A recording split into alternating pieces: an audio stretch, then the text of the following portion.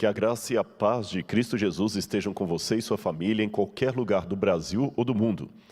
É um prazer nós estarmos juntos aqui com vocês para começarmos mais uma semana de oração e realmente nós oramos todas as noites para que o Espírito Santo realmente toque em sua vida através de todas as mensagens que são colocadas aqui, porque, como dizia o pastor Estina, que foi pastor dessa igreja, a voz pode ser nossa, mas a mensagem vem de Deus. Muito bem, irmãos, eu gostaria, antes de começar o sermão de hoje, fazer mais um agradecimento aqui. Eu cheguei ali, o pastor falou assim, olha, tem alguém ali que quer te dar uma coisa, e eu conheci ele, agora o nome, a Beni, e a Beni me deu um banoffee muito gostoso, gente, de banana, que eu vou comer até falar chega, e eu falei, Beni, não, pastor, eu quero daqui, eu falei, não, eu quero agradecer a você. E por que eu estou agradecendo de público aqui? Ao mesmo tempo que eu respondo por que eu estou agradecendo de público, eu quero responder uma outra pergunta que muita gente faz nos comentários. Por que você defende tanto a igreja? Sabe, por que eu defendo a igreja? Em primeiro lugar, eu não defendo a igreja é de Cristo. E Deus não precisa de advogado, precisa de testemunha. Eu não defendo a igreja. Eu dou o testemunho do que a igreja fez na minha vida. E eu repito para você, eu já falei isso em outros sermões e repetição é aprendizado. Eu tive decepções com a igreja. Eu vi na igreja bons e maus exemplos. Eu vi vícios e virtudes. Recebi fogo amigo, a ponto que eu posso testemunhar para você que em algumas situações, principalmente dentro do corpo ministerial, às vezes a obra é o único exército que atira nos próprios feridos. E por que eu não desisti da igreja? Por que apesar de todas essas experiências negativas, eu falo bem da igreja? Por sua causa. Isto, por sua causa, por causa da Beni. Há muitas pessoas na igreja que sempre me trataram muito bem, com muito carinho. E eu aprendi algumas coisas na vida. Em primeiro lugar, eu não vou ser oculista de remela. Hoje na internet eu vejo, eu até coloquei isso no meu Instagram esses dias, há pessoas que são especialistas em ser oculistas de remela. Ele não vê a íris do olho, ele só fica pegando a remela ali, jogando, com ironia. A remela, a remela. Em segundo lugar, eu aprendo que, de acordo com a Bíblia, eu tenho que denunciar são os pecados do mundo. É isso que eu tenho que denunciar. Eu tenho que me posicionar contra o mundanismo, contra essas coisas. Agora, ficar só detonando com a igreja, que é a menina dos olhos de Deus, é um pouco perigoso. Sabe por quê? Eu vou dizer você por quê. E eu estou tomando o exemplo da Beni aqui apenas para criar o quebra-gelo do que eu quero dizer nessa introdução aqui. Se você cortar toda a floresta, é a segunda coisa que eu aprendi, eu falei eu não quero ser oculista de remela, e eu também não quero cortar toda a floresta por causa de algumas árvores podres. Não é inteligente, principalmente numa época de ecologia, você cortar toda a floresta amazônica porque encontrou algumas árvores podres ali, não é uma atitude muito sensata. Na igreja há problemas, mas também há tanta virtude. Se eu colocar numa balança as decepções que eu tive com a igreja e os acertos que a igreja teve comigo, pode ter certeza, meus irmãos, podem ter certeza. O prato do acerto é muito maior do que o prato do erro. E antes que alguém fale, é fácil para você, Rodrigo, você é o cara da Novo Tempo, você é da televisão. É lógico, eu sei. Eu sou muito franco naquilo que eu penso. Eu sei que em muitas situações as pessoas gostam do personagem. O Rodrigo Silva do Evidências é um personagem. Quando eu digo um personagem, não estou dizendo que eu sou falso. Eu quero dizer que é um personagem naquele sentido. O advogado, quando ele está no tribunal, ele é um personagem, é diferente do advogado quando está em casa carinhando o filho dele, ou dormindo com a esposa dele. Eu não acordo falando com voz impostada. Não acordo, já pensou? Bom dia, é um prazer estar aqui mais uma vez, não é? Vocês entenderam? Mas a despeito de eu saber que muitas pessoas acabam mirando no personagem, essa igreja que eu estou dando testemunho para você, cuidou do ser humano por detrás do personagem. Eu me lembro, quando eu estava, por exemplo, na colportagem, lá em Belo Horizonte, eu colportava. E para quem não sabe o que é colportagem, é, em outras palavras, vender livros de porta em porta para fazer duas coisas ao mesmo tempo: ganhar o seu ganha-pão e pregar o evangelho através de bons livros que as pessoas compram.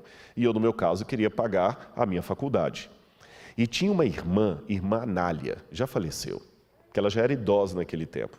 E a irmã Anália, sempre que eu aparecia na igreja de quarta-feira, ela sabia quando eu ia, ela falou assim: aqui para você, meu filho. Eu lembro disso até hoje. Ela chegava com um pacotinho assim de papel, um saquinho de papel, e ali dentro estavam um sabonete Gessi e uma pasta Colinos, daquela amarela, que toda vez que você escova o dente, você tem sonhos e visões. E me entregava um dinheirinho assim: aqui, filhinho.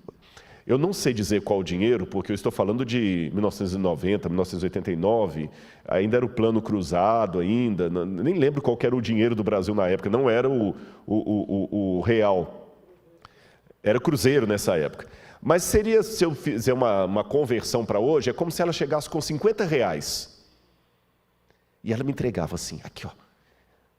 E eu agradeci, e ela falou assim: estou investindo no futuro ministério. Deus vai te abençoar, meu filho.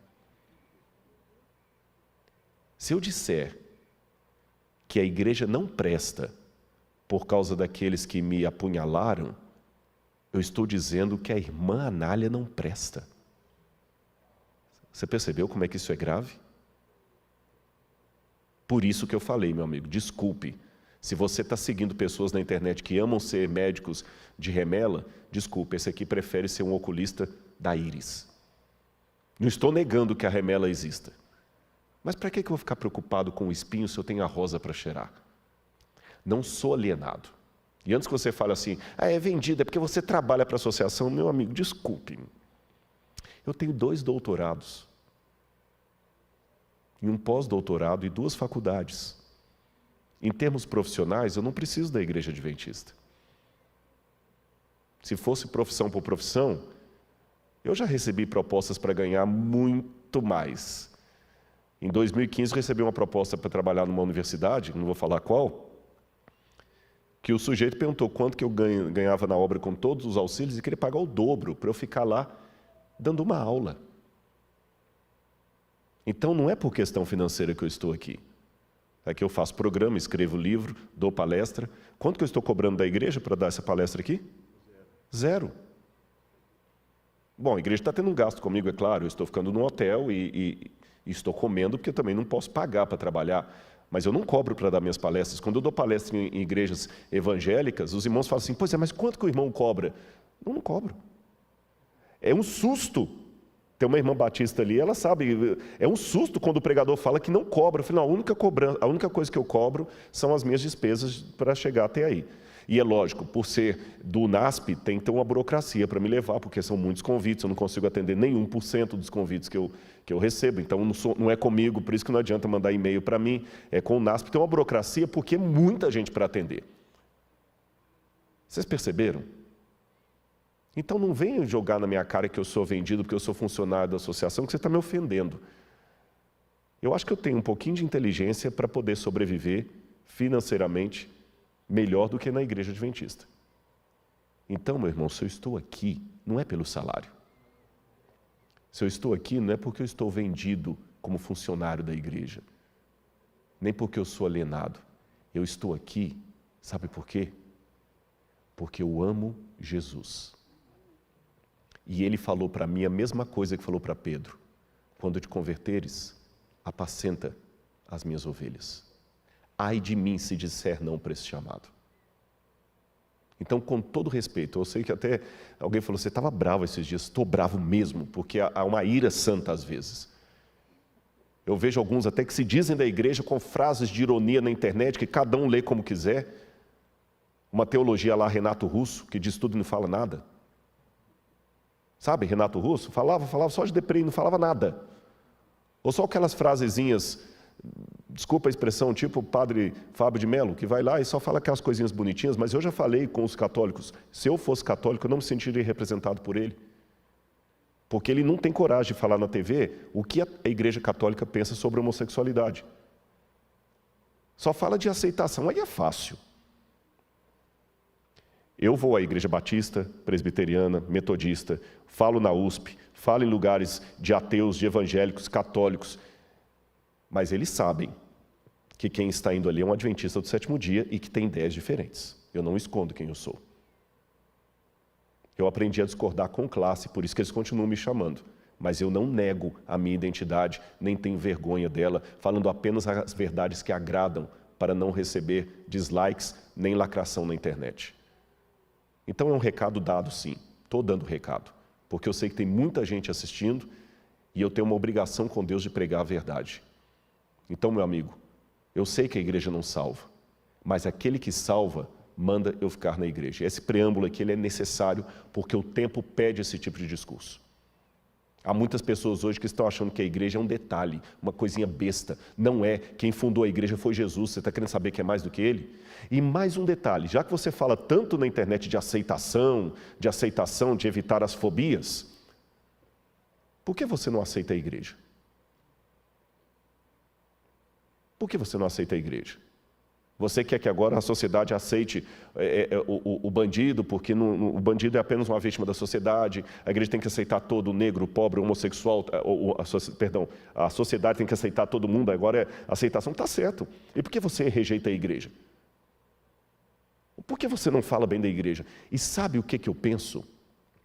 Quando eu começo a arrotar que sou mais espiritual com os meus irmãos, por isso eu não estarei ali, aí eu estou praticando um racismo espiritual. Porque o que o racista social faz? Eu não vou entrar no mesmo elevador que a empregada doméstica. E se alguém filma, curioso, né? Se alguém filma um desses racistas sociais destratando um motoboy, todo mundo se posiciona. Que absurdo! Que absurdo! Ele tem que entender que o motoboy é uma pessoa como ele. E eu concordo, tanto é que eu coloquei uma observação dessa no YouTube. No Instagram. Agora, quando é para lidar com os irmãos tão pecadores como ele, aí ele toma a mesma posição do racista que ele questionou. Ele não quer se misturar com essa gentalha. Quando você fala que não quer ir à igreja, que tem problemas demais lá, sabe o que você está dizendo? Eu sou bom demais para eles. Esse que fala para vocês, sem nenhuma demagogia, nem falsa piedade, conhece os pecados que ele comete. Esse que vos fala, conhece as falhas que ele tem. Esse que vos fala, conhece quantas vezes precisou correr para a cruz do Calvário para pedir a Deus perdão dos meus pecados. Por isso, talvez por isso, por me sentir tão indigno, eu me sinto tão bem na igreja com pessoas indignas. Porque, na verdade, eu sou uma delas. Anote isso aí. E desculpe essa ênfase, mas se fosse diferente, o Evangelho teria dito. Eu sei que nós temos problemas, e hoje vou falar sobre eles. Se você vir aí no seu quadro, olha o título do sermão de hoje. Vai aparecer para você ali. A grande apostasia. Uma advertência para nós. Então, para você ver que eu não sou alienado com relação aos problemas da igreja, hoje nós vamos falar sobre a grande apostasia. E por que mesmo admitindo a apostasia, eu devo permanecer no meio do povo de Deus? Abra a Bíblia comigo em Apocalipse, capítulo 17. Apocalipse, capítulo 17.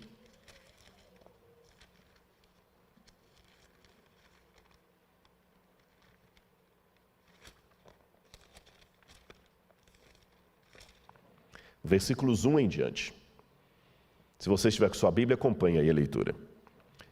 Um dos 7 anjos, que tinha 7 taças, as 7 taças dos flagelos de Deus, veio e falou comigo dizendo: venha, e lhe mostrarei o julgamento da grande prostituta, que está assentada sobre muitas águas. Os reis da terra se prostituíram com ela, e os que habitam na terra se embriagaram com o vinho da sua prostituição. O anjo transportou-me em espírito a um deserto. E eu vi uma mulher montada numa besta escarlate, besta repleta de nomes de blasfêmia, com 7 cabeças e 10 chifres. A mulher estava vestida de púrpura e de escarlate, enfeitada com ouro, pedras preciosas e pérolas, e tendo na mão um cálice de ouro transbordante das abominações, das imundícias da sua prostituição. Na sua testa estava escrito um nome, um mistério: Babilônia a Grande, mãe das prostitutas e das abominações da terra. Então vi a mulher embriagada com o sangue dos santos e com o sangue das testemunhas de Jesus, e quando a vi, admirei-me com grande espanto. O anjo, porém, me disse: por que você ficou admirado, João? Vou lhe explicar o mistério da mulher e da besta que tem 7 cabeças e 10 chifres, e que leva a mulher. A besta que você viu era, não é, e está para emergir do abismo e caminha para a destruição. E aqueles que habitam sobre a terra, cujos nomes não foram escritos no livro da vida desde a fundação do mundo, se admirarão vendo a besta que era e não é, mas tornará a aparecer. Eu quero ler também aqui o que diz sobre o verso 9. Quero terminar com o verso 9. Aqui está a mente que tem sabedoria. As 7 cabeças são 7 montes nos quais a mulher está assentada. São também 7 reis, dos quais 5 caíram, um existe e o outro ainda não chegou, e quando chegar, tem de durar pouco tempo. Muito bem, meus irmãos, eu vou explicar isso aqui para vocês, mas antes eu quero fazer uma propaganda aqui. Eu deixei de anunciar isso durante o tempo que eu estava aqui, mas hoje eu estive na Novo Tempo, e o pessoal está animado com esse projeto, eu acho que de público eu já posso anunciá-lo. Eu não vou poder esgotar todo o assunto do Apocalipse 17 hoje aqui. O tempo é curto, não dá para fazer isso, mas a próxima série do Evidências é a primeira vez que eu estou dando essa notícia numa igreja de público, pela primeira vez. Pode olhar que no meu Instagram eu coloquei fotos das gravações, mas eu não disse do que seria. O Evidências, a próxima temporada será sobre o livro do Apocalipse. Deus tem impressionado muito o meu coração a falar sobre o Apocalipse. E alguém até colocou: você está desejando demais a volta de Jesus, né? Você está falando demais isso. Estou mesmo. E eu resolvi gravar uma série de evidências sobre o Apocalipse. E olha, está bem exaustivo. Só para você ter uma noção, eu acho que vou ficar falando do Apocalipse mais do que qualquer outro tema. Nós já gravamos 23 programas. O Apocalipse tem 22 capítulos. Nós já gravamos 23 programas e eu acho que vou gravar mais uns 8 na semana que vem. Quando eu sair daqui, eu saio daqui no sábado, domingo eu dou aula o dia inteiro, na pós-graduação. Segunda e terça eu gravo aulas da educação à distância. Terça-feira à tarde eu começo a gravar o Evidências até o final da semana ali. E nós vamos gravar o resto do livro. E eu espero que você assista essa nova série. Eu acho que ela vai ao ar lá pelo mês de outubro ou novembro na TV Novo Tempo. Aguarde as informações. E nós vamos falar muitas coisas em detalhes do Apocalipse, coisas que eu não falei aqui, e eu vou esmiuçar esse assunto muito mais do que eu estou passando aqui, tá bom? Então hoje será apenas uma degustação. Porém, espero que uma degustação o suficiente para que você entenda a mensagem de Deus através de Apocalipse 17, a falar sobre a grande apostasia. Em primeiro lugar, essa palavra apostasia talvez não seja de domínio público. O que significa apostasia? Paulo falou no livro, na carta aos Tessalonicenses, que a volta de Jesus não se daria sem que primeiro viesse a grande apostasia, megalapostasia em grego, a grande apostasia. A palavra apostasia já é uma palavra grega que significa separação, afastamento. Eu não sei quantos se lembram que na primeira pregação que eu fiz sobre o Apocalipse aqui, ao explicar o nome Apocalipse, eu falei que Apocalipse vem de apó, uma preposição grega que significa para longe de. Então, apostasia, apostasium, significa aquele que se afasta, que rompe um pacto, que rompe uma aliança, que rompe um acordo de cavalheiros. É isso que significa apostasia. E Paulo falou que haveria de acontecer uma grande apostasia no meio do povo de Deus. Se é grande, é de proporções realmente gigantescas. E tem que ser no meio do povo de Deus. A cena que João vê aqui, eu vou mostrar para vocês, é de uma mulher montada numa besta escarlata, repleta de nomes de blasfêmias, e eu vou apenas me deter nessa figura. Lá no Evidências eu farei um paralelo maior entre a mulher do capítulo 12 e do capítulo 17. Aqui eu não vou poder fazer isso, mas eu vou mostrar apenas isso. É curioso que quando João viu essa cena no deserto, João se admirou com grande espanto. E aqui eu tomo licença de novo para poder acentuar a emoção de João. Lembra que nós perguntamos ao estudar o livro selado, por que João chorou copiosamente quando viu o livro na mão de Deus? Agora a pergunta aqui, por que João se espantou com essa cena? Veja, João já havia visto o diabo, o dragão, sendo expulso do céu. Ele viu a batalha de Miguel contra o dragão. Ele viu as 7 pragas caindo. Ele viu a besta surgindo da terra e outra surgindo do mar. Primeiro do mar, depois da terra. E ele não se espantou, não se admirou com grande espanto. Mas quando ele foi ao deserto e viu a mulher montada no animal, aquilo causou em João admiração. Por que admiração? E é interessante que a palavra grega para admiração é aquela situação assim, eu não esperava nunca ver isso. Algo que está completamente ao oposto do que eu imaginava. Talvez a admiração de João tenha alguma coisa a ver com a cultura na qual ele foi criado, as histórias de Israel que ele aprendeu. Então, para estudar esse pedacinho da mulher montada na besta e entender por que João se admirou, eu vou precisar usar hoje bastante o recurso da arqueologia e voltar um pouco, alguns séculos antes de João. Vamos colocar aqui no cenário uma foto. Eu vou mostrar várias imagens para vocês. Pode até deixar sempre o pessoal de casa vendo as imagens. Aí vocês estão vendo um sítio arqueológico chamado Tel Motsar, que fica a 8 quilômetros do templo de Jerusalém, do local onde ficava o templo de Jerusalém, o Domo da Rocha hoje. Ali vocês veem a arqueóloga e o que eles descobriram em Tel Motsar? Um santuário, um templo pagão. A professora Ana Heinrich, que era na época a organizadora das escavações ali, está mostrando o altar de sacrifício. Lembra quando eu mostrei no santuário de Deus e o Apocalipse, a importância do santuário? Vocês veem um santuário agora pagão a 8 quilômetros do santuário de Jerusalém, em Tel Motsar. Esse achado arqueológico aconteceu porque Israel estava fazendo essa estrada que vocês estão vendo e a estrada estava passando em cima do sítio arqueológico, a planta da estrada. E em Israel, quando você encontra algo arqueológico milenar, eles chamam os arqueólogos. No Brasil também, às vezes a gente é convidado para fazer arqueologia de contrato. Quando descobre alguma coisa indígena no lugar, tem que ter a assinatura de um arqueólogo para poder validar se aquele lugar pode ser construído ou não. Em Israel, eles convidam os arqueólogos para fazerem arqueologia de resgate. O que é isso? Você fotografa e tira do lugar a maior quantidade de elementos que você pode, porque eles vão depois meter concreto ali em cima e construir alguma coisa. Só que o achado ali era tão importante de Tel Motsar, um templo pagão, que eles resolveram fazer o seguinte: eles construíram uma ponte, um viaduto por cima do sítio arqueológico, preservando o sítio arqueológico. As primeiras fotos que eu mostrei foi antes da construção do viaduto, e essas são as mais recentes. Esse ano a escavação de Tel Motsar foi interrompida por causa do Covid. E eu vou mostrar um vídeo para vocês, pode colocar aqui, do sítio arqueológico.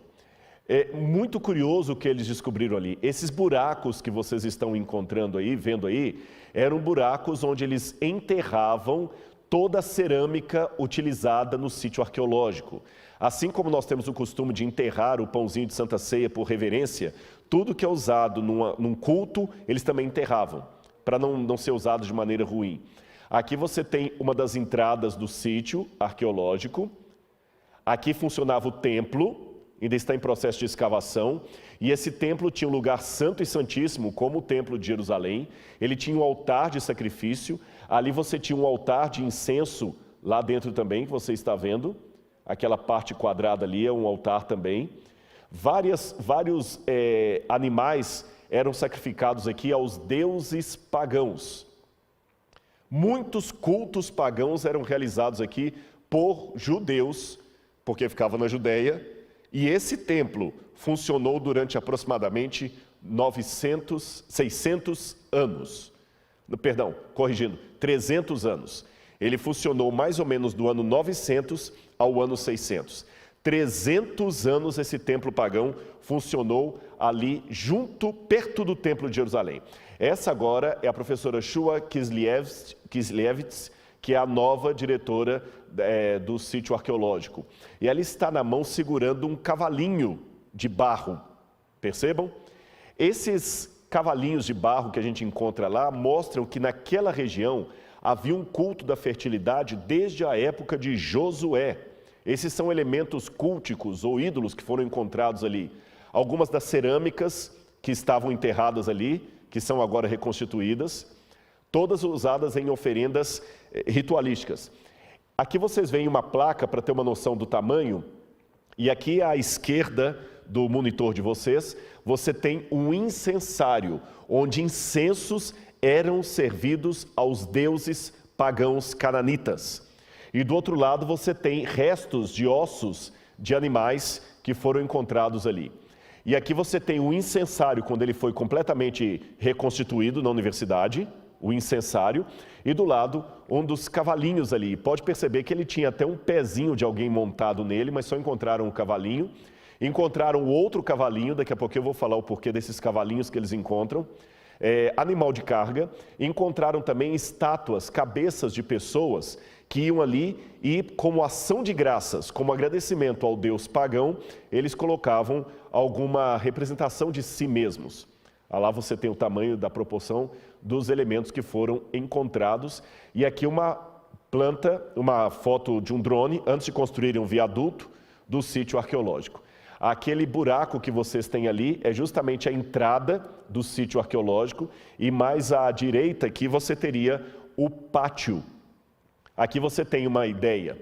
O que nos chama a atenção, olhando a planta desse sítio arqueológico, é que o templo pagão tem dimensões e estruturas muito parecidas com o tabernáculo que Deus mandou Moisés construir.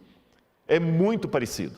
Tem lugar santo, lugar santíssimo, átrio, altar de holocausto, altar de incenso, o pátio onde as pessoas ficavam, a cerca que separava os ofertantes dos sacerdotes. E antes da gente continuar, volta para mim aqui. Olha que a primeira coisa que me chamou a atenção, quando esse sítio arqueológico foi descoberto, ele levantou muitas perguntas para nós, muitas perguntas. Uma das perguntas que se levanta é a seguinte: veja bem, ele estava a 8 quilômetros do templo de Jerusalém. Ele não estava distante do templo de Jerusalém. Como é que um templo pagão funcionava ali nas barbas do templo de Jerusalém? Essa é uma pergunta arqueológica. Outra pergunta: a Bíblia fala que houve no norte a reforma de Jeú, e no sul, na Judéia, você teve as reformas de Ezequias e de Josias. E segundo a Bíblia, nós vamos depois dar uma passada nessas reformas, esses reis piedosos resolveram reformar a religião, tirando os ídolos, tirando tudo que estava contaminando ali e trazendo de volta a espiritualidade, o jejum, o sábado, a Páscoa. Mas a pergunta é, eu tenho aqui um problema hermenêutico, porque mostra que, a despeito da reforma religiosa de Josias e de Ezequias, o templo pagão continuou funcionando. Perceberam? A outra curiosidade que nós temos é que esse templo pagão ele foi abandonado. Quando Nabucodonosor esteve em Jerusalém em 587 a.C. e destruiu o templo e a cidade de Jerusalém, por alguma razão que eu não sei qual, esse templo foi preservado. Nabucodonosor não destruiu o templo de Tel Motsar. Evidentemente que alguma mídia sensacionalista começou a correr e colocar matéria. Eu até gravei um vídeo sobre isso, que eu estava saindo de Israel naquele dia. Eu gravei um vídeo também irado, dizendo que eu estava chateado com essa mídia que colocaram assim: descoberta de templo de 3.000 anos põe xeque-mate texto da Bíblia. E o que a matéria sensacionalista dizia é o seguinte, que a arqueologia mostrou um templo pagão que estava funcionando quando a Bíblia dizia que o povo de Israel era monoteísta, quando a Bíblia dizia que houve a reforma de Josias. Então a arqueologia desmente a Bíblia.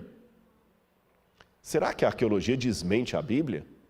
Eu creio que não, porque a Bíblia mostra os profetas sempre levantando para mostrar a apostasia do povo. Ao contrário do que disseram alguns sensacionalistas, esse sítio arqueológico de Tell el-Motsar, para mim, ampliou a leitura do texto bíblico. E fique tranquilo, parece que eu estou tangenciando, eu comecei com João, fui parar agora no Tell el-Motsar, mas olha como é que é interessante, como é que temos que estudar a Bíblia, um pouco aqui, um pouco ali. E a arqueologia também me ajuda a isso. Esse achado arqueológico, que foi abandonado 600 anos antes de João, vai me ajudar a entender por que João ficou perplexo ao ver a mulher montada na besta. Eu não esqueci disso.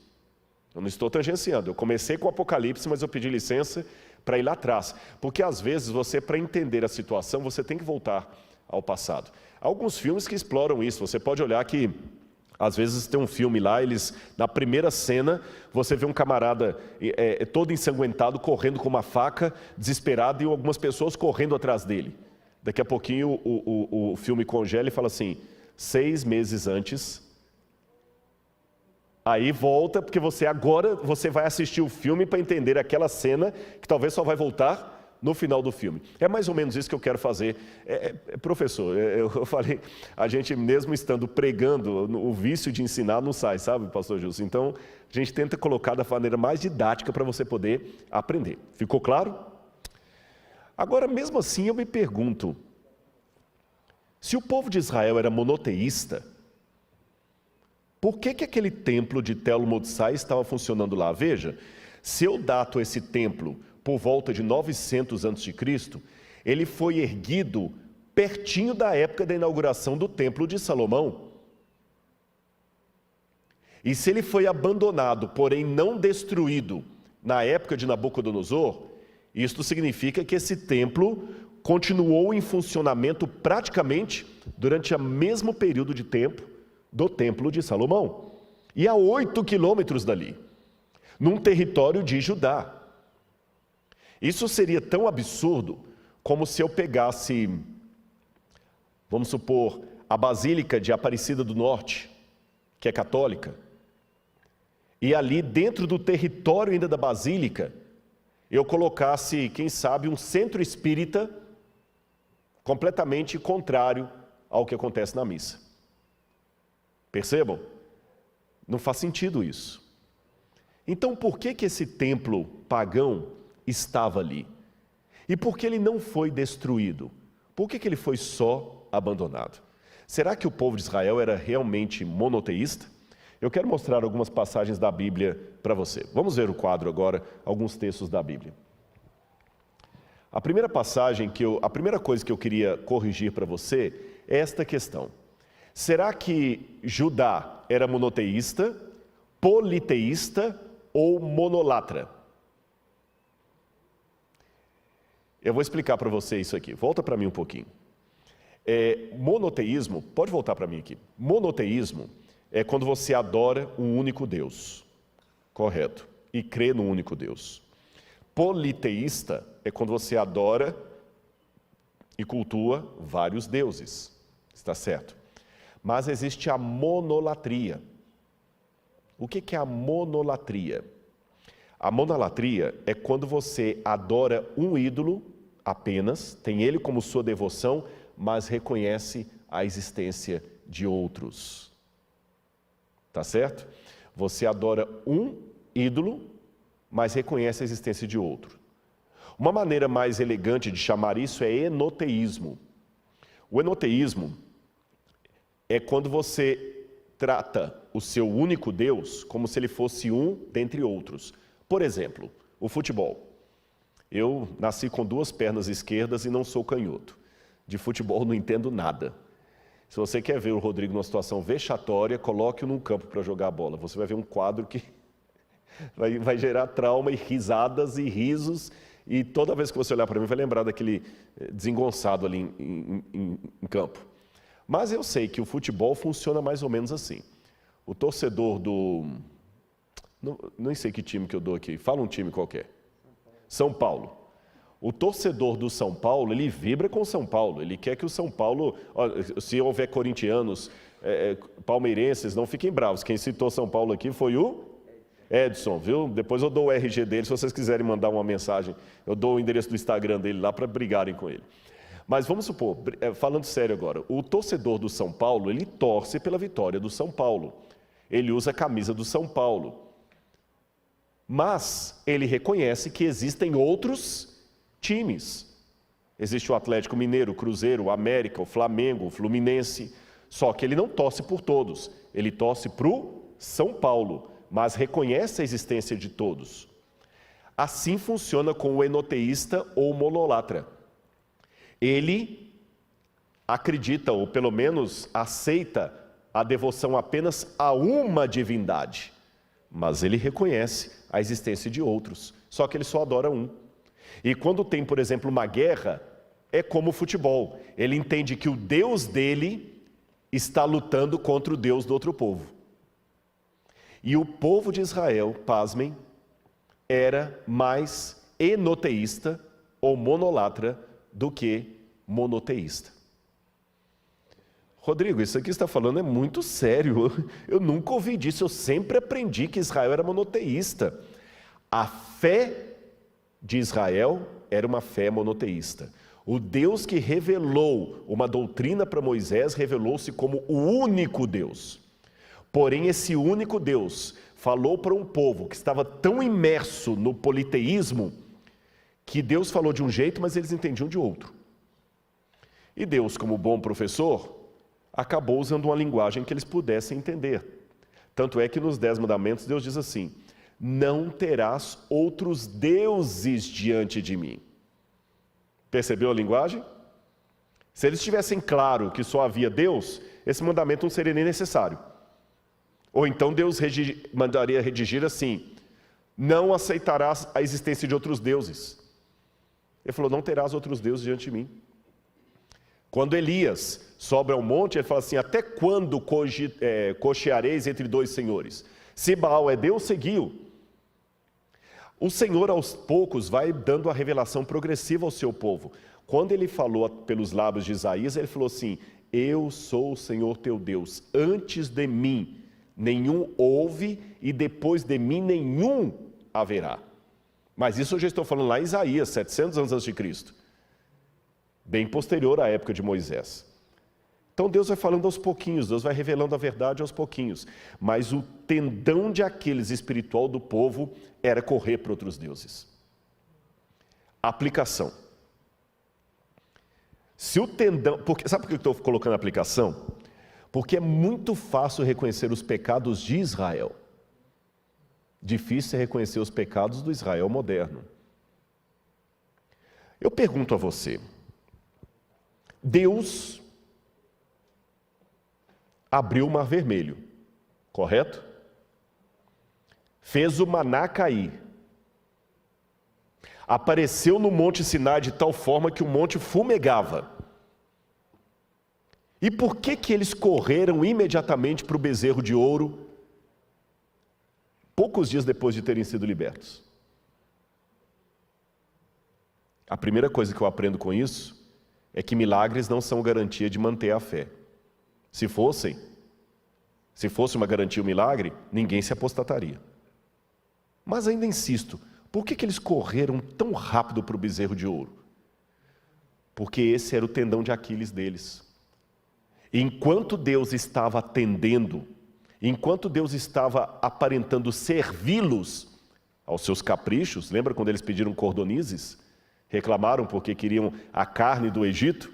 Enquanto Deus atende os seus caprichos, Ele é um bom Deus, eu vou ficar com Ele. O dia que o povo se sente contrariado, eles correm para o bezerro de ouro. E será que hoje é diferente? Eu acho que mais importante ainda do que procurar saber por que o povo de Israel corria para outros deuses, é perguntar o que isso significa hoje. Hoje nós vemos o paralelo com o exemplo que eu dei naquela longa introdução para falar da igreja. A gente também só fica na igreja enquanto ela está me agradando. A hora que ela me desagrada, eu saio dela como um cliente, muda de banco porque não gostou do jeito que o gerente falou com ele no dia que ele foi lá. Perceberam? Se a tentação de Israel no passado era idolatria, era trocar Deus por falsos deuses, porque alguma coisa no judaísmo não lhe agradava, a minha tentação hoje é ser cliente da igreja ao invés de membro dela. E cliente sempre tem razão, e quando ele está insatisfeito, ele pega o dinheiro dele e vai para outro lugar. Dízimo não é algo que ele devolve, são cotas que ele paga, mensalidades, e quem paga está certo. Se eu estou pagando, eu estou no meu direito. Se eu comprei a passagem aérea, eles têm que levantar o voo e me levar, senão eu vou levar na justiça. Porque se não me agradar, eu como um bom cliente, vou pular fora. Deus já me deu tantas provas de que Ele me ama, tantas provas, tantas coisas que a igreja já fez por mim, mas o dia que ela me frustrar, como Israel, eu pulo fora. E antes que você venha com aquele argumento que eu já ouvi muitas vezes aí, não, Rodrigo, está errado, nós não estamos saindo de Deus, nós estamos largando a igreja, não é largar Deus. Desculpe a risada irônica. Quando você fala assim, eu não estou largando Deus, estou largando a igreja. É como se eu falasse com o pastor Gilson, como é que é o nome da sua filha? Fala o nome de uma das suas filhas. Jéssica, vou pegar a Jéssica. É como se eu falasse com o pastor Gilson assim, pastor Gilson, eu não tenho nada contra você, eu detesto a sua filha. Por mais cristão que ele seja, eu duvido que eu estaria fazendo esse sermão aqui. Não estou deixando a minha amizade com o pastor Gilson, não suporto é a filha dele. Por mais profissional que ele seja, dói. Não existe esse negócio de você gosta de mim, mas odeia os que eu amo. Meu amigo, desculpe-me, quem fundou a igreja não fui eu. E não existe biblicamente esse negócio que a igreja sou eu, a igreja é coletivo. Eu tenho um sermão que eu falo sobre isso. Falar que a igreja sou eu é tão estúpido quanto desculpa a palavra estúpido, mas gramaticalmente é estúpido, porque eclesia no grego é coletivo, vem do kahal no hebraico, é coletivo. Dizer a igreja sou eu é tão estranho como falar assim, a colmeia é a abelha. Colmeia não é abelha, colmeia é coletivo de abelha. É por isso que eu falo que não pode dizer isso. Igreja é todo mundo junto. Percebeu? E se você pula fora com tanta facilidade, está igual a Israel. E não pense que na época eles tinham menos argumentos que você tem hoje. Israel pulava fora, mas achava que estava dentro da espiritualidade. Eles não sentiam que estavam errados de ter uma estatuazinha de Baal em casa. Eles não sentiam, para eles estava tudo numa boa. E uma coisa que eu aprendi com um amigo meu que é pastor, ele falou assim, olha, sempre faça aplicação, porque senão as pessoas não entendem, e eu vou levar isso a sério. Eu não posso estudar a história sem mostrar para você o que essa história tem a ver hoje, que aplicação eu posso fazer. Então, se eu só der uma história sobre a apostasia de Israel e ficar nisso, você está apenas assistindo um Discovery Channel na igreja do NASP, um History Channel. Eu não estou aqui para fazer History Channel, eu estou aqui para fazer uma pregação. Com conteúdo, é claro, mas uma pregação. Antes eles saíam e iam procurar Baal. Hoje você sai e procura cristianismo alternativo. Porque é melhor para você. É mais conveniente. E se você fala assim, não, para mim é mais conveniente assim. Você está igual a Israel. Israel também era mais conveniente. É que hoje para você é mais conveniente não ir à igreja. Ficar numa igreja virtual. E para eles era mais conveniente adorar Baal, ponto.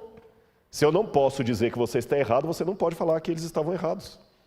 Se você estivesse em Israel naquele tempo, talvez você também estaria arrumando argumentos para Baal. Volta, por favor, o quadro. Vamos falar um pouquinho eu falei com vocês das reformas de Ezequias e Josias. E você pode ler depois na Bíblia com mais calma, em 2 Reis, capítulo 18 ao capítulo 20, depois o capítulo 23, 2 Crônicas 29 a 32, fala dessas reformas, Isaías 36 a 39 também. Mas eu quero ler duas passagens com vocês. Uma antes da reforma, que está no livro de Deuteronômio, capítulo 12, versículos 13 e 14.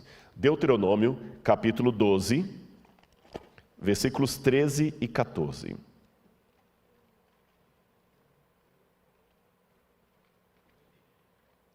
Deuteronômio 12, versículos 13 e 14. Olha o alerta de Deus. Cuidado. Deus falou isso antes do pessoal estar de posse da terra. Eles ainda estavam peregrinos no deserto. Deus falou assim: cuidado, não ofereçam os seus holocaustos em qualquer lugar que encontrarem, mas no lugar que o Senhor escolher numa das tribos de vocês, ali vocês devem oferecer os seus holocaustos, e ali farão tudo o que eu lhes ordeno. Eu nunca vi aqui no Brasil alguma mensagem quando eu ligo o carro assim: cuidado, não ligue os foguetes do carro. Não faz sentido uma ordem dessa. Eu nunca vi alguém falar assim: cuidado, não deixe o gambá subir ao púlpito. Não tem sentido isso. Não tem sentido isso. Agora, quando eu estou na estrada e falo assim, cuidado, animais na pista, mesmo que eu não estiver vendo nenhum bicho, é porque aquilo pode acontecer. Concordam comigo? Ou seja, as regras que começam com cuidado é porque aquilo pode acontecer. Você fala assim, ó, cuidado com tiroteio, é porque ali acontece tiroteio. Então, se Deus falou assim, cuidado, e olha o que diz aqui a Bíblia: não ofereçam seus holocaustos em qualquer lugar que encontrarem, mas no lugar que o Senhor escolher. Então, quando você está insistindo em oferecer o seu holocausto onde lhe convém, você está errado. Por mais que seja agradável, não, mas agora é uma nova situação, uma nova proposta, é descolado, temos que ser relevantes. Cuidado. O Israel achava que era muito conveniente fazer aquilo. Amanhã eu vou falar um pouquinho com você sobre o tempo de angústia, e eu já vou dar um spoiler de uma das coisas que eu vou falar. Uma das grandes tentações que nós estamos vivendo hoje, especialmente na liturgia, é trocar a ética pela estética. Eu vou dar um spoiler de amanhã. Eu acho que você não vai deixar de assistir por causa disso, não. Se você olhar na Bíblia, Caim e Abel, seja muito honesto comigo, eu não vou poder ouvir sua voz que você está respondendo de maneira virtual. Mas se você olhar Caim e Abel, qual que era o altar mais bonito? Qual que era o altar mais bonito, na sua opinião? Lembra a história de Caim e Abel? Qual que era o altar mais bonito? Com todo respeito, minha irmã, meu irmão, se você falou que é o de Caim, o de Abel, que é o mais bonito, eu vou falar que você é mentiroso. Vou falar que você é mentiroso. Eu amo animais. Entre um altar cheio de frutos, de cereais, e um altar com um cordeiro degolado, com sangue para todo lado, não vem me dizer que o de Abel era mais bonito, que não era, não. O altar mais bonito era o de Caim. Mas o que Deus queria era o de Abel. E hoje eu vejo muita gente caindo na mesma cilada, trocando a ética pela estética. Eles não querem mais saber o que Deus diz, não é assim diz o Senhor, é o que agrada a galera, o que dá mais views. Ao invés de consultar a Bíblia, contrata-se marqueteiros. Só um spoiler. Vamos continuar aqui. Outra passagem que eu gostaria de ler com vocês, 2 Crônicas, capítulo 29, versículos 5 e 16. 2 Crônicas, capítulo 29, versículos 5 e 16. Olha o que diz aqui a Bíblia. Verso 5. E lhes disse, escutem, está falando do reinado de Ezequias, escutem, levitas, santifiquem agora a si mesmos e santifiquem a casa de Deus, Deus de seus pais. Tirem do santuário tudo o que é impuro. E vamos para o verso 16. Os sacerdotes entraram na casa do Senhor para purificar e tiraram para fora, ao pátio da casa do Senhor, todas as coisas impuras que encontraram no templo do Senhor. E os levitas pegaram essas coisas e as levaram para fora, ao vale do Cedron. Então, se a Bíblia fala que fizeram isso, é porque tinha coisa impura na casa de Deus na época de Ezequias. Isso talvez me ajude a entender por que tinha aquele santuário a 8 quilômetros dali. Agora eu quero ler mais uma passagem para você que vai aparecer na tela aí. Olha o que diz 1 Reis 22, 42 a 44. E era Josafá, que foi rei de Judá, da idade de 35 anos, quando começou a reinar. 25 anos reinou em Jerusalém, e era o nome de sua mãe Azuba, filha de Sili. E andou em todos os caminhos de seu pai Asa, não se desviou deles, fazendo o que era reto aos olhos do Senhor. Todavia, os altos não se tiraram, ainda o povo sacrificava e queimava incenso nos altos. O que nós encontramos em Telo Motzá? Um desses lugares altos. E incenso. Está desmentindo ou confirmando a Bíblia? Confirmando. E vamos lá. Eu quero mostrar para vocês uma das reformas religiosas, como é que era difícil isso. Eu vou mostrar da reforma de Jeú. Olha essa imagem que está aparecendo agora na sua tela. Esse é o sítio arqueológico de Tel Lahish. A igreja adventista escava aí. Inclusive o Michael Hazel, que foi autor da lição da Escola Sabatina de 1 ou 2 trimestres atrás, foi um dos chefes aí. Eu escavei um dia nesse sítio arqueológico. E um ex-professor meu, que já veio ao NASP, é o diretor lá também, o professor Garfinkel. Vocês estão vendo ali a entrada da cidade de Lachish. E eu vou mostrar para vocês um dos exemplos das reformas religiosas.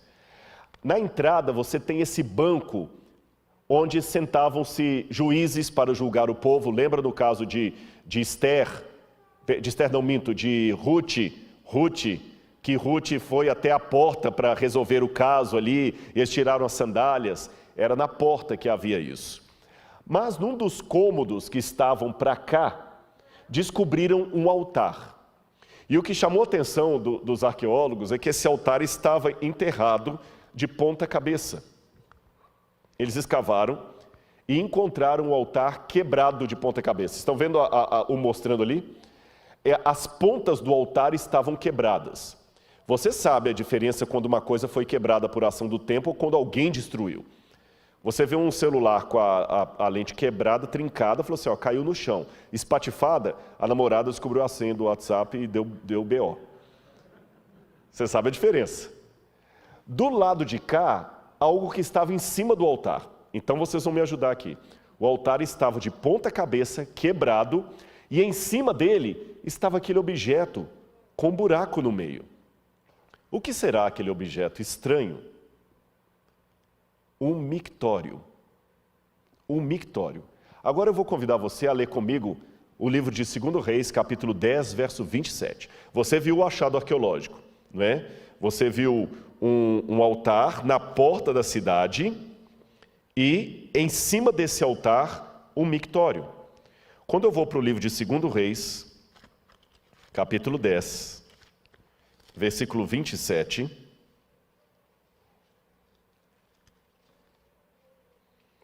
Eu leio aqui. Está falando da reforma de Jeú contra os adoradores de Baal. Também destruíram a coluna de Baal e derrubaram o templo de Baal, transformando-o numa latrina até os dias de hoje. O que vocês viram lá? Uma latrina em cima do altar. Exatamente como a Bíblia fala. Então havia uma tendência de alguns reis, como Jeú no caso aqui, de provocar uma reforma religiosa, mas não adiantava, pessoal. O povo voltava para a idolatria.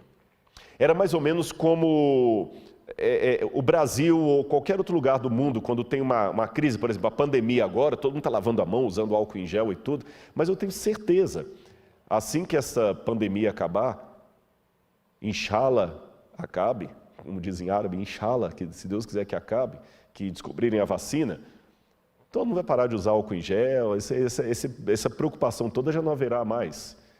Que a gente fica assustado, depois volta para o velho vício. Quero mostrar para vocês mais uma coisa aqui. O livro de 2 Reis, capítulo 18, verso 4, diz que ele tirou os altos e quebrou as estátuas, deitou abaixo os bosques. Isso foi a reforma de Ezequias. Quando fala que ele tirou os altos, ali está a palavra Rabamot. Quando fala que ele quebrou as estátuas,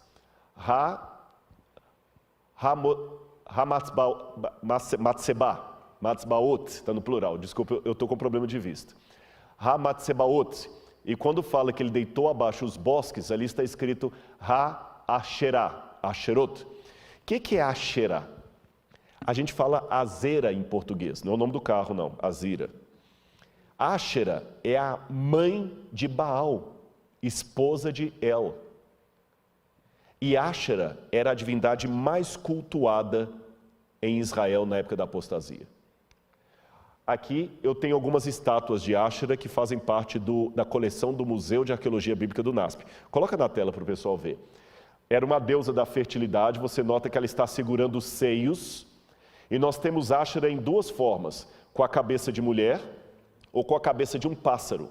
Mas você nota que curioso, a Áshera, ela não tem os pés. Percebe? Ela não tem os pés. Por quê? De acordo com a lenda, Áshera não podia caminhar com os próprios pés. E olha que interessante isso aqui. De um lado você tem Áshera como era cultuada pelos cananitas, muitas vezes com o nu frontal. Mas quando ela recebia o culto dos judeus, ela era vestida como se fosse uma mulher decente. Mas olha que ela é vestida realmente com púrpura e escarlata. A roupa dela é uma roupa de uma cortesã. Chegou a tal ponto que os arqueólogos descobriram esta pedra, esse desenho na cerâmica, onde você tem dois personagens, e um sentado num trono, uma mulher mais aqui, um outro personagem. E embaixo está escrito, para Yahweh, o Deus de Israel, e sua Áshera. Colocaram Áshera como esposa do Senhor. Agora volta para mim aqui que eu vou contar para você. A gente fala muito de jeitinho brasileiro. Olha o jeitinho dos hebreus do passado, dos israelitas e dos judeus. O mandamento proibia adorar imagens de escultura e outros deuses. Mas o mandamento não proibia adorar uma deusa que fosse esposa do Deus de Israel. Percebeu? Então eles não tinham problema em adorar Áshera. Para eles não estavam cultuando os deuses pagãos, porque Áshera era esposa de Javé. Ela não era uma deusa pagã. E por que eles colocaram Áshera como esposa de Javé? Simples. De novo eu falo daquilo que eu mencionei lá atrás. Conveniência, a religião da conveniência.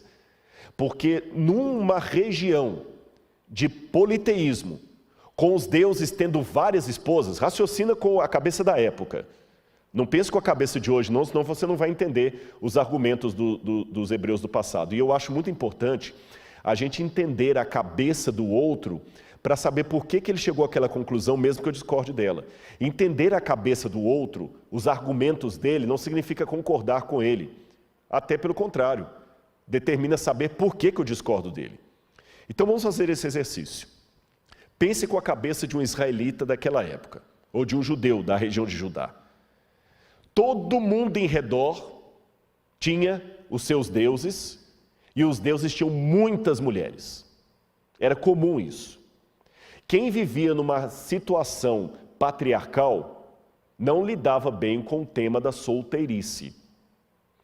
Era muito importante que um homem se casasse e tivesse muitos filhos.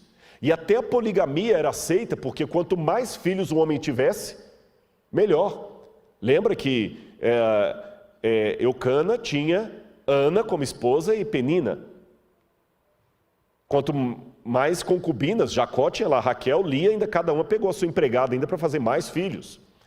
Numa sociedade patriarcal, quanto mais esposas e concubinas você tem e mais filhos, maior o seu poder. Em outras palavras, numa sociedade patriarcal, e aqui eu vou me dirigir aos publicitários, eu respeito muitos publicitários, eu devo muita coisa a eles, viu? Não, é verdade, eu fico sempre correndo para eles me ajudarem, mas desde, como eu falei, em primeiro lugar, a palavra de Deus.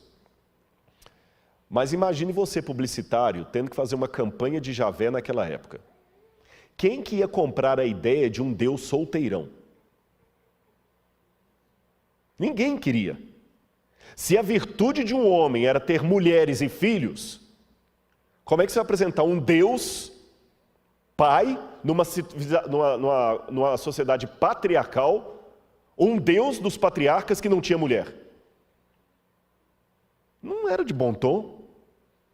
Era melhor casar esse Deus logo. Vai ficar até mais fácil os povos pagãos recebê-lo. E como é que eram feitas as alianças políticas para evitar guerra? Foi o que fez Salomão.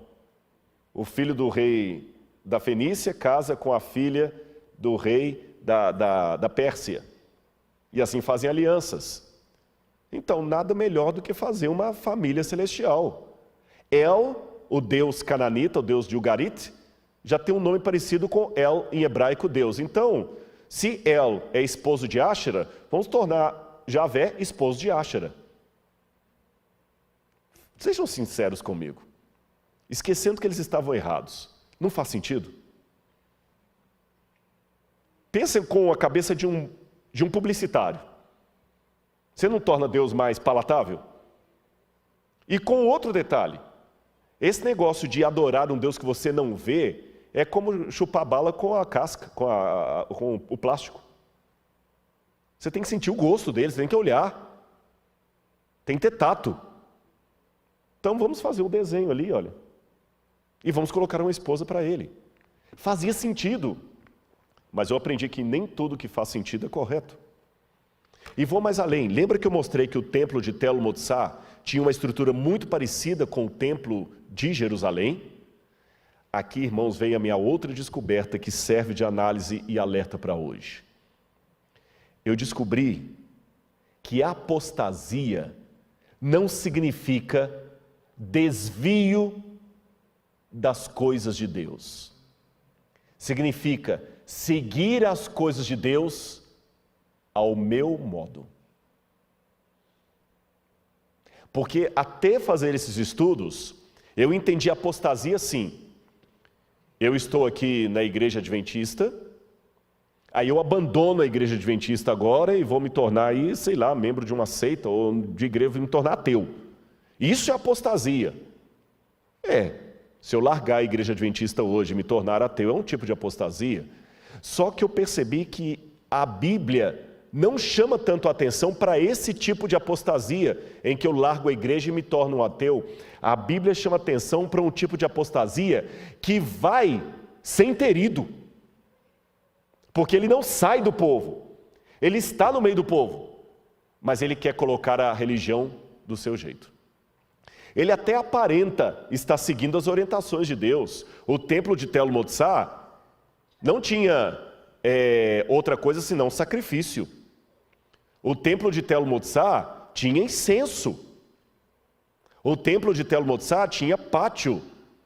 Tinha ritual do santuário. Mas tinha do jeito que agradava o povo. É igual o templo de Laodiceia. Laodiceia tem dois significados. O julgamento do povo ou o povo que julga. Eu quero mostrar mais uma coisa para vocês. Lembra que eu falei que Áshera é mostrada sempre sem os pés? O que me chama a atenção é que Áshera é a única divindade feminina do mundo de Ugarit, que era uma região vizinha de Israel, que ela precisava de uma besta de carga para se locomover, porque ela não tinha pés para andar. Estão vendo essa estátua aí? É do Museu de Arqueologia do UNASP. Você pode visitar essa estátua lá, original. Vocês estão notando a Áshera montada na besta de carga? E deixe-me chamar a sua atenção para uma coisa aqui. Besta, a gente às vezes tem a ideia de chamar besta alguém que é idiota. Deixa de ser besta. Mas originalmente besta significa um animal de montaria. Seja ele domesticado ou selvagem. Então, por exemplo, um burro é uma besta. Se você usa um elefante para montar, aquele elefante vira uma besta. Besta é um animal de montaria. Quando a gente lê no Apocalipse a besta, a gente sempre pensa a besta como sendo uma coisa idiota. Besta, João viu dois animais de montaria. Therion, em grego. Therion. E se é um animal de montaria, é porque tem sela. Se tem sela, tem então cavaleiro. E quem João vê agora montado na besta? A mulher. Que até então era símbolo de quê? Do povo de Deus. Volta a imagem para o pessoal em casa ver. A Áshera era muitas vezes descrita como uma prostituta montada numa besta. E tem um hino ugarítico, que eu vou mostrar a tradução dele quando vocês assistirem o programa Evidências. Eu traduzi, não falo ugarítico, eu traduzi de uma tradução, que mostra o hino de Áshera chegando até o templo de seu marido El. E sabe como é que é esse hino? Eu vou mostrar para você. Ele diz assim: grande é Áshera que chega ao templo de El que está no céu. Ela chega com sua roupa brilhante. Todos os deuses e todos os reis estão reunidos, esperando que Áshera entre. Quem estiver com fome, que coma. Quem estiver com sede, que beba. E todos bebem do vinho da taça que Áshera lhes dá. E ela seduz a todos os presentes com sua beleza. Não parece justamente com o que nós lemos no início desse sermão sobre Apocalipse 17? João vê uma prostituta montada numa besta, repleta de nomes de blasfêmias, e o que ela faz? Ela pega o vinho da sedução dela e dá para todos os presentes. Para você que está me ouvindo nessa noite, isso pode soar como uma novidade, porque você não fez arqueologia, você não estudou no Oriente Médio. Mas para quem estudou, quem ouviu o Apocalipse a primeira vez, ou o próprio João, isto não era novidade, fazia parte da cultura dele.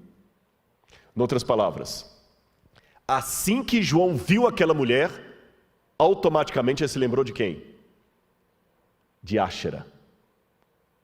E quando ele se lembrou de Áshera, das histórias do passado, ele entendeu a mensagem.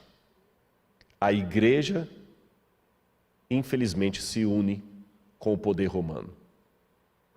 E é por isso, eu não vou dar detalhes nesse sermão, falei que vocês esperem evidências. É por isso que o dragão agora se ira com o restante da descendência da mulher, o que sobrou dela. O que sobrou dela, aqueles que guardam os mandamentos de Deus e têm a fé em Jesus. O que João entendeu com aquela mensagem? Áshera vai voltar. Haverá uma apostasia no tempo do fim, como houve nos mesmos moldes da apostasia do povo de Israel do passado. João, a história há de se repetir. Por isso que Deus, partindo do conhecido para o desconhecido, mostrou a João algo que seria familiar a qualquer judeu. Ele viu uma cena que lembrava o culto de Áshera, e ele lembrou da apostasia do passado. Lembra que eu falei do templo de Tel Motsar? Eu tenho quase certeza. Por que eu digo quase certeza? Porque as escavações não estão concluídas ainda. Mas pelo pouco que já encontraram ali, aqueles animais de montaria que foram encontrados, eu já trabalho com a hipótese que Áshera era uma das divindades adoradas ali em Tel Motsar, a 8 quilômetros do templo de Jerusalém, nas barbas do templo de Jerusalém. Agora eu quero mostrar mais uma passagem para você. Primeiro umas imagens. Olha essa imagem aqui. Isto são objetos que são encontrados em túmulos judaicos anteriores à destruição da Babilônia. Olha quantos ídolos em túmulos judaicos, incensos para ídolos. Inclusive, eles encontraram esse altar em Beersheba, era um altar pagão.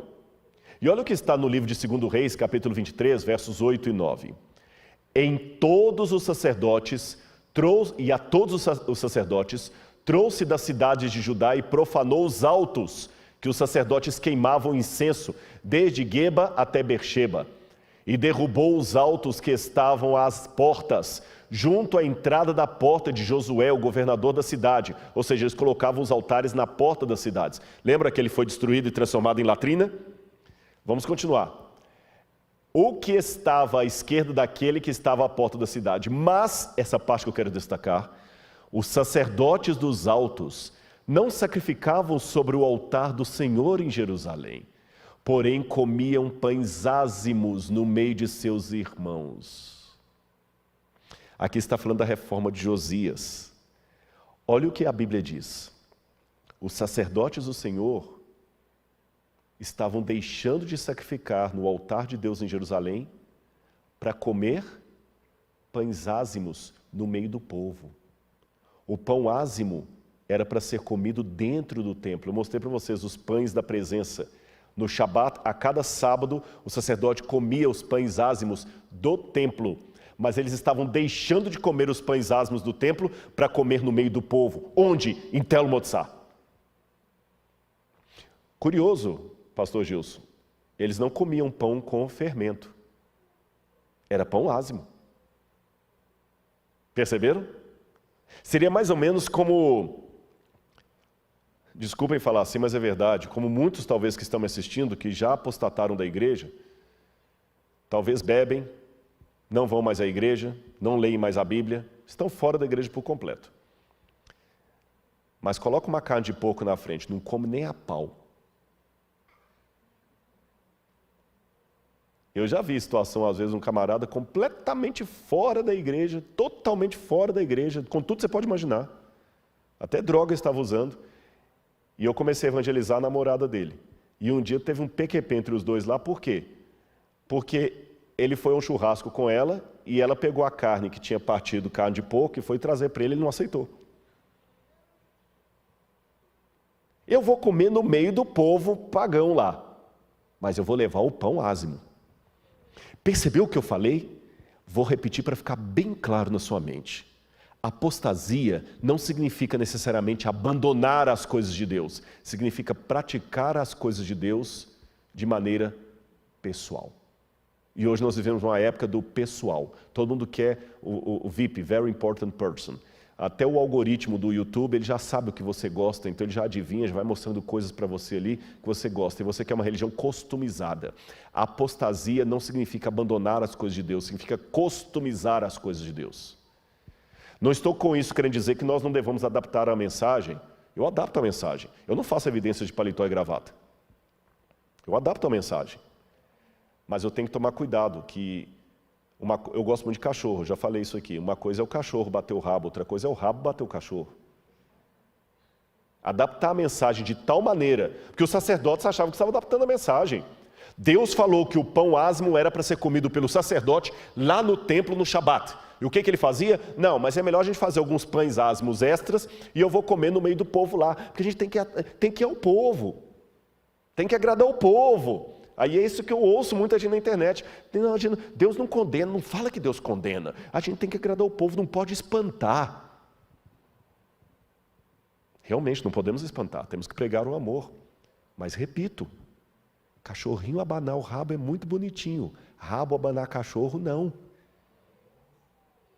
Você querer adaptar tanto a coisa a ponto que descaracteriza, é o que estava acontecendo. E aquele altar que eu mostrei para vocês, vou mostrar a foto quando ele foi encontrado. O que chamou a atenção dos arqueólogos, coloca aí na tela por gentileza. Quando o altar de Beersheba foi encontrado, na época da reforma de Josias, ele não foi destruído, ele foi desmontado e enterrado. Qual a ideia? Quando passar o fiscal do rei, a gente desenterra e monta de novo. Você está entendendo agora por que os profetas falaram tanto contra a apostasia? Aqui está o altar de Beersheba. Olha aí na tela para você ver o altar de Beersheba, hoje é remontado, mas dessa vez no Museu de Israel, não mais para culto. Por isso que Deus falou em Joel 2, verso 13, rasgai o vosso coração e não as vossas vestes. Eu quero ler para vocês uma última passagem aqui, Jeremias capítulo 11, versículos 11 a 13. Olha como é que o livro de Jeremias para mim ficou bem mais claro depois disso aqui. Jeremias 11, 11 a 13. Portanto, assim diz o Senhor, eis que trarei uma calamidade sobre eles, da qual não poderão escapar. Clamarão a mim, porém não os ouvirei. Então as cidades de Judá, os moradores de Jerusalém, irão aos deuses a quem eles queimavam incenso. Lembra o incensário que nós encontramos? E eles clamarão, porém esses de modo algum os livrarão da hora da calamidade, porque os seus deuses, ó Judá, são tantos quantos as suas cidades, e os seus altares que vocês levantaram para si, a coisa vergonhosa, isto é, para queimar incenso a Baal, são tantos quanto o número das ruas de Jerusalém. Agora vamos ao 44, 2 e 6. 44, 2 e 6. Assim diz o Senhor dos Exércitos, o Deus de Israel: vocês viram todo o mal que fiz cair sobre Jerusalém e sobre todas as cidades de Judá. Eis que hoje elas estão em ruínas e ninguém mora nelas, por causa da maldade que fizeram para me provocarem a ira. Cuidado os que dizem que Deus não condena, que só ficam falando Deus é amor, Deus é amor. Deus é amor, tá certo, mas é justiça. Avião não voa com uma asa só. Para de falar de uma asa ignorando a outra. A pregação tem que mostrar os dois lados. Falar também que Deus é só justiça não resolve nada. Temos que falar que Deus é amor, mas Ele é justiça. Qualquer pregação sobre salvação que não exija, demande a transformação da minha vida, não é ensino bíblico. E ficar mentindo para as pessoas: não, Jesus te aceita como você está. Isso está certo, mas Ele não vai salvar você para você continuar como está. Não minta para as pessoas que você está evangelizando. Não minta, que elas depois vão cobrar isso de você. E vamos continuar aqui, olha. Mas eles, verso 5, não quiseram ouvir, nem atenderam, nem se converteram da sua maldade, para não queimar incenso a outros deuses. Por isso derramou-se a minha indignação e a minha ira, e se acenderam nas cidades de Judá e nas ruas de Jerusalém, fazendo com que ficassem arrasadas, em ruínas, como hoje se vê. Lembra que eu falei no início que dos mistérios arqueológicos é que Tel Motsar não foi destruído? Lembra? Sabe o que eu entendo? Deus foi irônico. Nabucodonosor destruiu o templo de Jerusalém, mas preservou o templo de Tel Motsar. Já que vocês não ligam para as minhas coisas, vocês ligam para as coisas do mundo, então vou deixar vocês ficarem com o que vocês gostam. Tel Motsar não foi destruído. Quando Jerusalém foi destruída, Tel Motsar ficou intacto. E aqui do lado de fora de Jerusalém, perto da porta de Jafa, quando você vai descendo ali, indo para o lado sul, você tem uma parte aqui que me chamou a atenção. Estão vendo essa parte aqui, olha? Isso, está vendo mais escuro? São cinzas da destruição de Jerusalém por Nabucodonosor. E eu quero mostrar uma coisa para você em casa. Olha esse objeto de metal, ouro e bronze. Olha como é que ele ficou todo retorcido. Para retorcer o ouro e o bronze, você imagina a alta temperatura do fogo de Nabucodonosor sobre Jerusalém. Agora eu quero contar para você um segredo. A arqueologia a gente escava assim, por camadas. Porque tem uma cidade aqui, ela é destruída, eles constroem outra por cima, então a gente sabe pelas camadas a que período pertenceu os que viviam nessa camada. O que é mais antigo está mais embaixo, o que é mais recente está acima. Sabe onde é que nós encontramos aquelas estatuetas de deuses, de ídolos, de Áshera, de Baal? Nas camadas anteriores ao cativeiro da Babilônia. Depois do cativeiro da Babilônia, nós não achamos mais nenhuma cabecinha de Áshera. Em outras palavras, quem se queima com leite quente, assopra até iogurte. Deus teve que dar uma lição para aquele povo.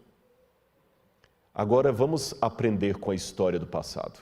Porque você sabe, já diz o ditado, aqueles que negligenciam o estudo da história tendem a repeti-la. Aqueles que negligenciam as lições do passado tendem a repetir os erros do passado. Então vamos aprender com essa lição. João ficou realmente admirado com grande espanto, porque ele viu uma mulher montada na besta e é como se ele falasse: eu pensei que Áshera era coisa do passado, vai voltar, Senhor? Vai, João. Num outro formato. Vai começar com uma união com Roma. Depois vai virar a Babilônia. Senhor, mas quando Nabucodonosor veio, a Babilônia veio destruir o povo pelos seus pecados. Pois é, eu vou ter que deixar a Babilônia voltar, só que Babilônia agora vai vir na forma de Roma. E irmãos, ontem eu falei sobre a perseguição que vai se abater à igreja. Será que aqui também não estaria uma outra razão por que Deus vai permitir a perseguição? Será que não é por isso que Ele vai permitir que nós percamos os nossos templos, como Jerusalém perdeu o templo de Jerusalém? Será que por isso Deus vai permitir que nós percamos talvez o conforto? Porque pode escrever, esse colégio aqui vai deixar de ser nosso. Esse púlpito vai deixar de ser. E é nesse momento que nós vamos ver quem é quem. Mas eu termino esse sermão com uma nota de otimismo. Sabe por quê? João, no final do Apocalipse, Deus mostra para ele as bodas do Cordeiro e fala que a noiva a si mesma se ataviou e que haverá um remanescente que será salvo. E assim como eu começo esse sermão, eu posso terminá-lo. Sabe por que eu não desisti da igreja? Sabe qual que é o meu maior argumento para ficar na igreja? É você. Isto. Você está me assistindo. Eu vou falar para vocês um segredo homilético. Que eu já falei para alguns, e como algumas coisas, vocês notam, eu não uso papel para falar, pode até ser que eu já falei isso até durante a semana, e se falei, vou pedir licença para repetir, você não vai se cansar. Às vezes, para um teólogo, ouvir sermão é duro.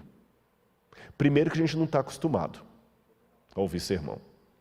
Pastor Gilson, quantos sermões num ano você consegue ouvir, sentando mesmo, igual você está ouvindo aqui agora? Essa semana você ouviu até agora 6. 10, 15, num ano. Num ano. 365 dias, ele ouve 10, 15 sermões, desacostuma de ouvir. E tem um problema que não é a arrogância do pastor Gilson. O que eu estou pregando é novidade para vocês, mas ele fez teologia. Então sabe como é que funciona muitas vezes? É como um médico ouvindo palestra sobre Covid. Pode ser interessantíssimo para mim, mas para ele é primário. A menos que seja um outro infectologista trazendo uma novidade que ninguém conhece na medicina, num congresso, com linguagem técnica. Mas não é disso que eu estou falando. Imagine agora trazer aqui uma pediatra para poder falar sobre cuidados com o bebê recém-nascido. E uma pediatra está aqui. Você acha que aquela pediatra vai ouvir a palestra da colega com a mesma satisfação de outras mães que não são pediatras? Claro que não, não é arrogância, porque não é novidade. Mas sabe onde é que a gente é alimentado? É quando você desce do púlpito e vem alguém e fala assim, obrigado, aquela sua mensagem me tocou tanto. É nessas horas que a gente é alimentado. É quando alguém se emociona num sermão que você está pregando e aceita um apelo. Eu já falei para alguns, nessa hora a gente troca de papel. Você se torna ovelha e o membro se torna pastor. E sem ninguém cantando no final, sem microfone na mão, numa fala de 30 segundos, prega talvez o sermão que você precisava ouvir. Porque às vezes você recebeu um fogo amigo de um amigo, um fogo amigo, que eu falo assim, Gilson, você não deve pregar não. Sabe aquele dia que o diabo está querendo te usar e ele usa igual usou Pedro? E o dia que você está mal, alguém fala assim, Gilson, eu estava na associação, ouvi 2 pastores falando mal de você, rapaz. Falando isso, isso, isso. E ele, por mais bem resolvido que seja, é um ser humano. Ou quem sabe, ele pregou e um sermão dele na internet só recebeu lacração. E você não sabe, você só vê o pastor Gilson chegando aqui de gravata, bem arrumado. Você não sabe que por detrás do pastor Gilson existe o Gilson, ser humano, com os traumas, com as dificuldades dele, e com o diabo usando alguém para lacrar algo que ele fez com tanto amor. Aí alguém fala assim, pastor, esse sermão seu teve alguns comentários meio pesados aqui. Aí quando ele sobe muito triste e prega, o Espírito Santo vai e pega uma irmãzinha e fala assim, pastor Jesus, quero te agradecer. Aquele sermão que o senhor pregou fez minha filha voltar para a igreja. Naquele momento, o pastor Gilson vira o Gilson ovelha. E aquela irmã virá pastora dele, usada por Deus para falar, você tem que continuar. Você entendeu? O fato de você estar ainda aqui, me ouvindo, não ter desligado esse celular, Deus está me falando através de você, que eu não posso te ver. Continua, meu filho. Eu sei que tem alguém atrás dessa câmera, que precisa da mensagem. Eu sei que Deus tem sinceros aqui. Por isso eu não posso desistir desse povo. E eu fico feliz porque tem pessoas com problemas, porque tem espaço para mim. E sei que Deus usará um remanescente. Uma queixada de jumento na mão de Sansão era o que Deus precisava para matar o exército dos filisteus. Uma pessoa com a chuva serôdia é o suficiente. Então, essa música final que nós vamos ter agora fala justamente dessa esperança. Em outras palavras, nós estamos no período de Laodiceia, mas não precisamos estar no estado de Laodiceia. Se você ficou ofendido com alguma coisa mais dura que eu falei aqui, pode ter certeza. Eu falei, mas falei com amor. E falei de coisas que eu estou tentando viver. Realidades que estão me preocupando. E ainda que você discorde de tudo que eu falei, pelo menos tente aceitar a sinceridade do que eu vou dizer agora. Eu amo Jesus. Eu quero ir para o céu com Ele quando Ele voltar. E sei que mesmo o céu com Jesus ficará chato se eu não tiver os meus irmãos ali comigo. E não estou cometendo heresia em dizer isso, porque Adão estava na terra, convivendo com anjos, sem pecado, e por não ter uma companheira, ele se sentiu só. Então eu também não quero ir para o céu sozinho. Eu quero ir para o céu em igreja, com você. Podemos ir para o céu. Vamos parar de ser um bando de porcos espinhos numa noite de inverno. Vamos mostrar ao mundo que lá fora pode ter briga, lá fora pode ter panelinha, lá fora pode ter, mas aqui tem unidade na diversidade. Pessoas que querem ir para o céu. A apostasia, eu tomei uma decisão. Na minha vida será apenas um prognóstico profético, mas não um estado que eu queira estar nele. Que Deus me ajude, por sua graça, a estar entre o remanescente fiel e a você também.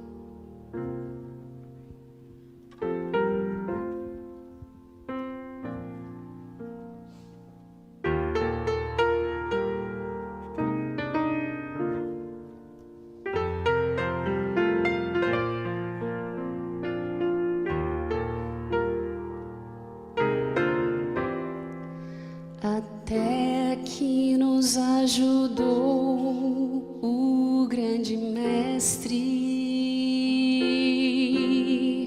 fez crescer a seara e os ceifeiros, nosso guia bem seguro, nosso líder inconteste. Ele é dos seus guerreiros, dá-nos mais poder para prosseguir, avançando sempre, sem desanimar.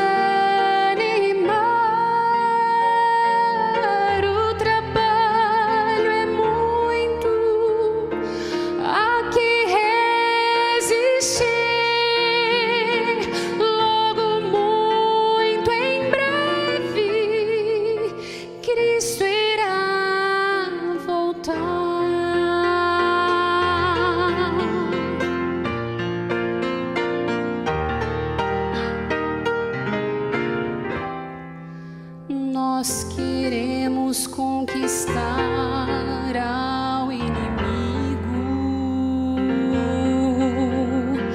muitas outras posições daqui pra frente,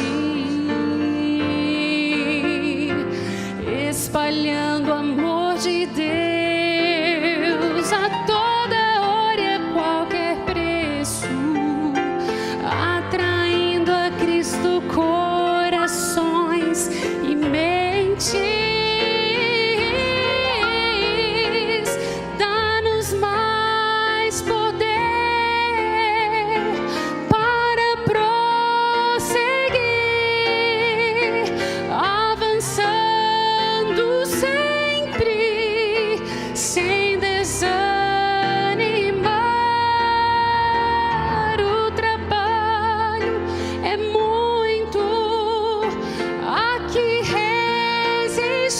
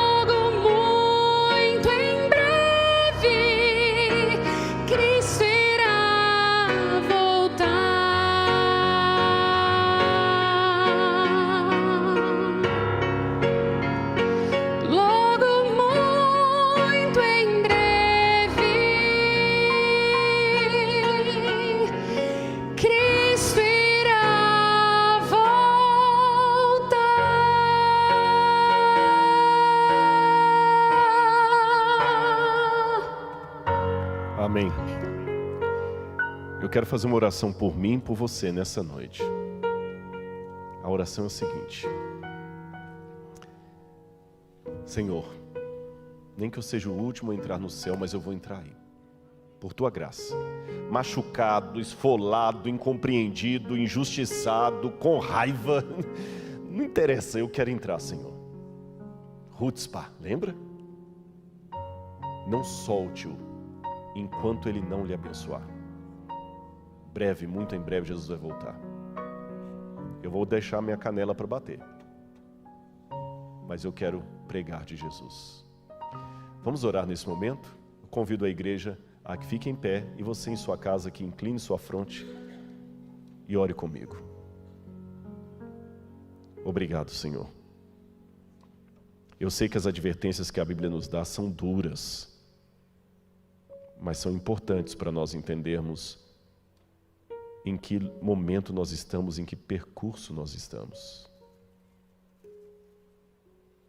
Perdoa os nossos pecados, Senhor.